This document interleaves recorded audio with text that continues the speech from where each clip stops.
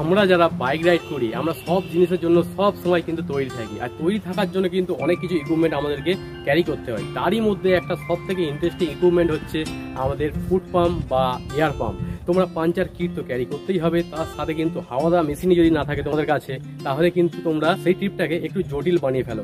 কোনো দিকে কোনো কম্প্রোমাইজ না করে একটা সাধারণ একটা ফুড পাম্প আমি নিয়ে এসেছি তোমার সামনে। এই হচ্ছে সেই ফুড পাম্প। তো দেখতে পাচ্ছ টেক্সাম কোম্পানির একটা সুন্দর ফুড পাম্প আমি অর্ডার করেছি, আর এই জিনিসটাকে আমি প্রতিটা রাইডে কিন্তু এবার থেকে ইউজ করব। আর এই ফুড পাম্পটা খাসিয়ত হচ্ছে এটা হচ্ছে ডাবল সিলিন্ডারের একটা সুন্দর ফুড পাম্প। আর এর এয়ার প্রেসার যদি তোমাকে দেখায়, জাস্ট এটা প্রেসার করলে হাওয়ার আওয়াজ তোমরা শুনতে পারবে। এই দেখো, তো খুব তাড়াতাড়ির মধ্যে কিন্তু তোমরা হাওয়া নিজের বাইকের হাওয়া নিজেরাই ভরতে পারবে। আমাদের কিন্তু বাইরে কোনো টাকা দেওয়ার দরকারই নেই বা কোনো গ্যারেজ খোঁজার দরকারই নেই। আমাদের কাছে জাস্ট এই একটা ছোট্ট জিনিস থাকবে। এই জিনিসটা থাকলে আমরা আমাদের নিজের জার্নি, নিজেদের ডেস্টিনেশনে যেখানে যাচ্ছি সেই জায়গাটাকে আরও সিকিওর করতে পারবো। কারণ নিজের হাতে যদি সমস্ত জিনিসটা থাকে না, তাহলে সেটা হচ্ছে আলাদা জিনিস। আর আমরা যখন অন্যের উপর ডিপেন্ড হয়ে যাই, সেই জিনিসটা হয়ে যায় সম্পূর্ণ অন্য রকম।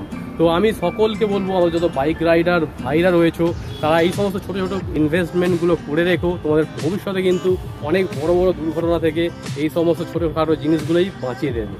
তো তোমাদের এই ছোট্ট টিপসটা কেমন লাগলো কমেন্টে অবশ্যই জানিও, এবং চ্যানেলটাকে সাবস্ক্রাইব করে আমাদের পাশে থাকো এরকম নতুন নতুন ভিডিও পাওয়ার জন্য।